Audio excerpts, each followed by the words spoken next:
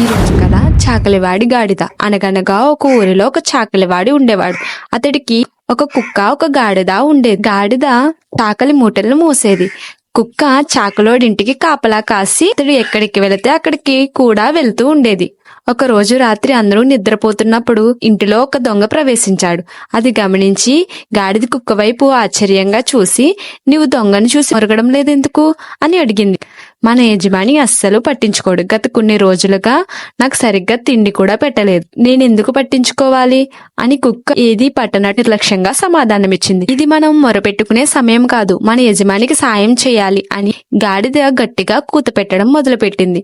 దెబ్బకి ఇంట్లో వాళ్ళంతా లేచారు. దొంగ పారిపోయాడు. చాకలోడికి ఎవరూ కనిపించపోయేసరికి అనవసరంగా నిద్ర చెడగొట్టిందన్న కోపంతో గాడిదను బాదాడు. ఎవరి పని వాళ్లే చేయాలని అప్పుడు గాడిదకి బాగా అర్థమయ్యి. ఇలాంటి మరిన్ని తియ్యటి కథల కోసం సబ్స్క్రైబ్ మై యూట్యూబ్ ఛానల్.